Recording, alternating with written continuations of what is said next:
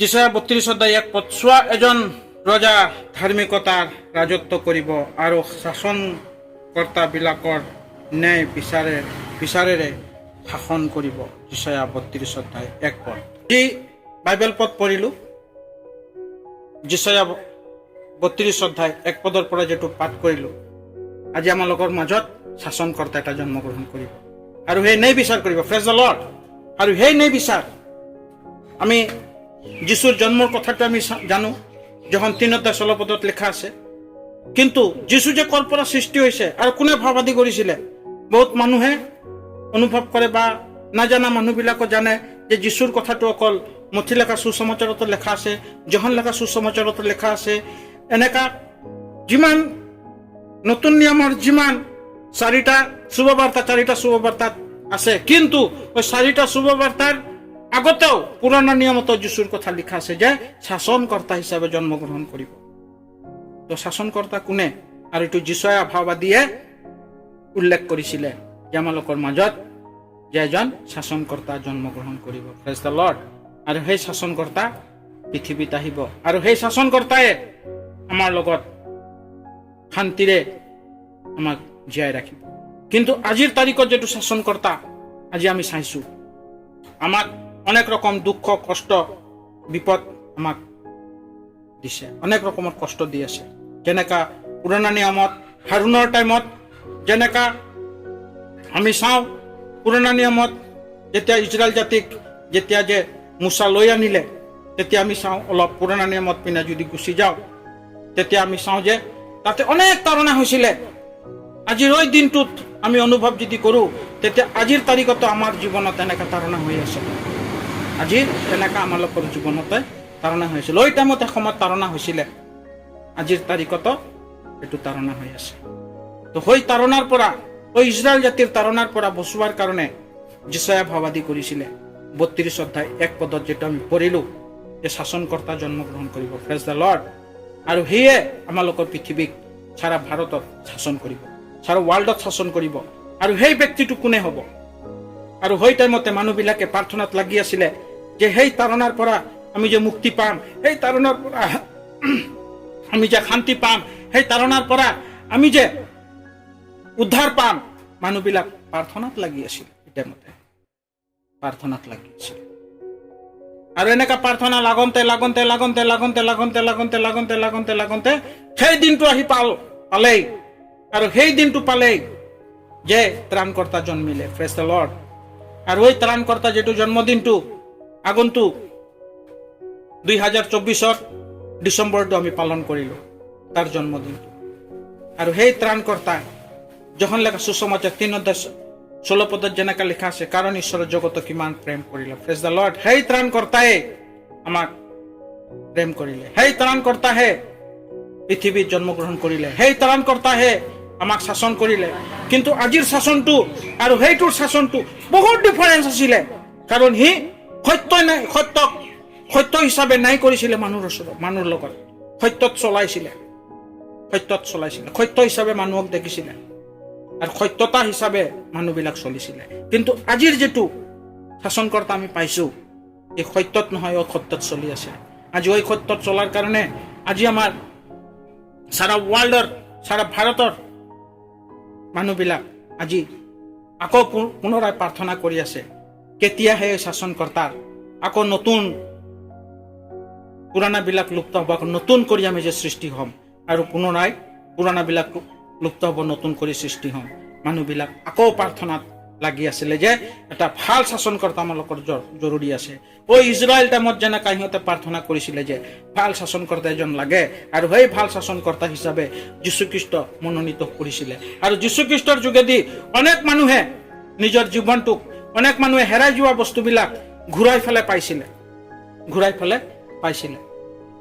কিন্তু আজি ওই বস্তুটো, আজি ওই দিনৰ টাইমত ইজৰাইল জাতিৰ টাইমত যেনেকা দুঃখ কষ্ট তাৰণা হৈ আছে, আজিৰ যুগত আমি ওই তাৰণাত আমি ভুক্তভোগী, আজি আমি তাৰণাত পাই আছো। সেইকাৰণে মোৰ প্ৰিয়সকল, আমি আজি পুৰণা নিয়মৰ পৰা লিবৰ কাৰণে, এই বাক্যটো লোৱাৰ কাৰণে কিয় আমি চেষ্টা কৰিলোঁ? কিয়নো পুৰণা নিয়মৰ মানুহবিলাকো এনেকা তাৰণাত আছিল, তাৰণা ভুগিছিলে। হৰেণ ৰজাৰ টাইমত যেনেকা তাৰণা ভুগি আছিলে, এনেকা আজিও আমি এনেকা তাৰণা ভুগি আছো। অনেক ৰকমৰ পৰা আমি তাৰণা পাই আছো।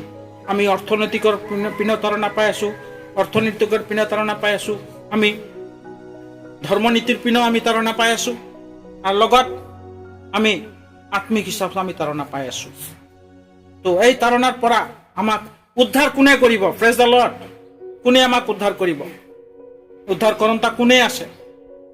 এই ফৰেন ৰজাৰ টাইমতে যেনেকৈ প্ৰাৰ্থনা কৰিছিলে, এনেকৈ যে ত্ৰাণকৰ্তা আহিলে যিছয়া ভাওবাদীয়ে কৈফালে কৈছিলে যে তোমালোকৰ মাজত এজন ত্ৰাণকৰ্তা জন্মগ্ৰহণ কৰিব।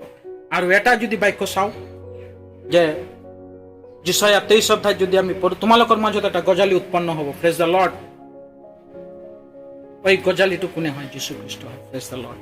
আৰ ওই যীশুখ্ৰীষ্টহে আমাক ওই টাইমত ভালদৰে আমাক চলাইছিলে আৰু আমাক শাসন কৰিছিলে। Praise the lord. আত্মিক আহাৰ আমাক দিছিলে, আত্মিক আহাৰ আমি খাইছিলোঁ, ঈশ্বৰৰ বাক্য আমি চলিছিলোঁ, ঈশ্বৰৰ বাক্যৰ যোগেদি আমি গৈছিলোঁ, ঈশ্বৰৰ বাক্যৰ যোগেদি আমাৰ নিজৰ জীৱন যাপন কৰিছিলোঁ। কিন্তু আজিৰ যুগত আমি যেটো পৰিস্থিতি আহিছে, আমি ঈশ্বৰৰ বাক্যৰ পৰা আমি আঁতৰি গ'লো। আমি জাগতিক কামতে আমি ব্যস্ত হৈ আছো। জাগতিক কামৰে আমি নিজৰ কামটোক আমি জাগতিক হিচাপে কৰি আছো। আজি আমি 3 ঘণ্টা 12 ঘণ্টা আমি ডিউটি কৰিছোঁ। আমি 12 ঘণ্টা ডিউটি কৰি লেপটপত বহি আছো, 12 ঘণ্টা ডিউটি কৰিছোঁ, লেপটপত বহি আছো, 12 ঘণ্টা ডিউটি কৰিছোঁ, আমি কোম্পানীত কাম কৰি আছো, 12 ঘণ্টা ডিউটি কৰিছোঁ, আমি বিভিন্ন ধৰণৰ কামে কাজে আমি ব্যস্ত হৈ আছো। কিন্তু আমি নিজকে অলপ সময় দিব পৰা নাই, অলপ নিজকে সময় দিব পৰা নাই। কিয়নো আমি ক'ৰ পৰা শান্তি পাম? যে যোনে আমাক শান্তি দিবলৈ আহিছিলে, শান্তিৰ ৰাজা, আৰু এই শান্তিৰ ৰাজা যিটো আহিছিল যীশুখ্ৰীষ্ট, আৰু তাৰ যোগেদি যে আমি শান্তি পাইছো, আৰু তাৰে বাক্যবিলাক আজি বাইবেলত আমাক স্পষ্ট কৰি দেখাই গৈছে শান্তি ক'ত আছে। ঈশ্বৰৰ বাক্যতে আছে শান্তি। আজি এই শান্তিক আমি বিচাৰিছো। তো শান্তি কেতিয়া আহিব? যেতিয়াহে ঈশ্বৰৰ ৰজাৰ ৰজা প্ৰভুৰ বাক্যবিলাক আমি অধ্যয়ন কৰিম, আৰু আমি অধ্যয়ন কৰি আমি নিজৰ হৃদয়ত ৰাখিব পাৰিম, তেতিয়াহে আমি শান্তি পাম। Praise the lord. আমি এই জাগতিক শান্তিৰ পৰা আমাক আত্মিক শান্তিৰ দৰকাৰ আছে। বহুত মানুহে আছে যে জাগতিকতে মানুহবিলাক শান্তি পাই আছে। অনেক কৰোড়পতি মানুহবিলাক, অনেক ধনবান মানুহবিলাক, ইহঁতৰ জীৱনটো ইহঁতে পইচা কৰি টকা পইচাত ইহঁতে ভাবিছে শান্তি পাই আছে। কিন্তু নহয় মোৰ প্ৰিয়সকল, ইহঁতেও শান্তি পোৱা নাই। ইহঁতে কাঠৰ ঘৰৰ ভিতৰত সোমাই আছে, কিন্তু ইহঁতৰ জীৱনত শান্তি নাই। Praise the lord. ইহঁতে শান্তিত শুব পৰা নাই। Praise the lord. ইহঁতে শান্তিত থাকিব পৰা নাই। Praise the lord. ইহঁতৰ জীৱনত সদায় ভয় ইহঁতৰ জীৱনত আছে। কিয়নো কোনোবা মাৰি দিব, কোনোবা গুলি কৰিব, সেইকাৰণে ইহঁতৰ লগতে সিকিউৰিটি ৰাখিছে। কিন্তু মোৰ প্ৰিয়সকল, আমাৰ যেটো শান্তি ৰাজা, যেটো যিছয়া ভাওবাদী 32 অধ্যায় 1 পদত কৈছে তোমালোকৰ শান্তিৰ ৰজা আহিব বুলি ক'লে। আজি ওই শান্তি ৰজা আজি আমি গ্ৰহণ কৰিছো। আজি ওই শান্তি ৰজাই আমাক শান্তি দি আছে। Praise the lord. আমাক টকা পইচা ধন দৌলত আমাক শান্তি দিয়া নাই, ঈশ্বৰৰ বাক্যই আমাক শান্তি দিছে। সেইকাৰণে এই শান্তি পোৱাৰ কাৰণে যীশুখ্ৰীষ্ট যে জন্মগ্ৰহণ কৰিছিলে, আজি তাৰ জন্মগ্ৰহণটো আমি পালন কৰিলো 2024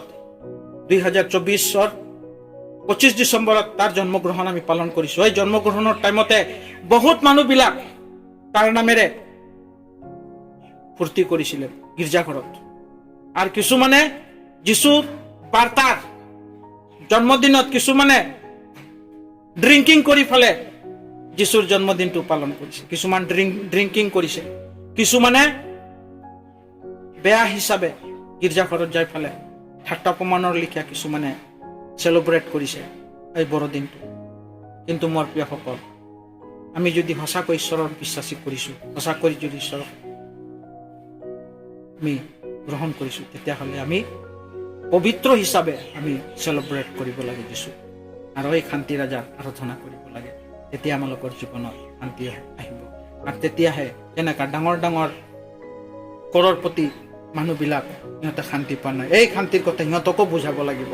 তেতিয়া সিহঁতৰ এদিন শান্তি পাব আজি যি বাৰ্তা আমি দিলোঁ যিশয়া 32:1 পৰা অনেক মানুহ ভাবিছে যিশয়া 1 পৰা যে দিলোঁ কিয়ৰ কাৰণে দিলোঁ যে যিশয়া 32:1 পৰা যেটো বাক্যটো দিলোঁ যে ইয়াৰ পৰাহে ঈশ্বৰৰ সৃষ্টি প্ৰেজ দ্য লৰ্ড আৰু এইটো কথা যাই ফেলে মথি লেখা সুসমাচাৰ যোহান 3:16 আমি পাইছোঁ মথিত পাইছোঁ যে ঈশ্বৰ জন্মগ্ৰহণ কৰিলে সেইকাৰণে আহক মোৰ প্ৰিয়সকল আজিৰ যি বাৰ্তা দিলোঁ এই বাৰ্তা যে আপুনি যে শুনিলে যোনে শান্তিত নাই ইহঁতকো এই বাৰ্তা শান্তিৰ বাৰ্তা বিলাব আৰু ইহঁতেও শান্তি পাই পেলাই আনক এজন শান্তিক বাৰ্তা বিলাব আহক আমাৰ যি চেনেলৰ যোগেদি যে আপোনালোকক শুভ বাৰ্তা দিছোঁ এই চেনেলটোক আপোনালোকে ছাবস্ক্ৰাইব কৰক আৰু লাইক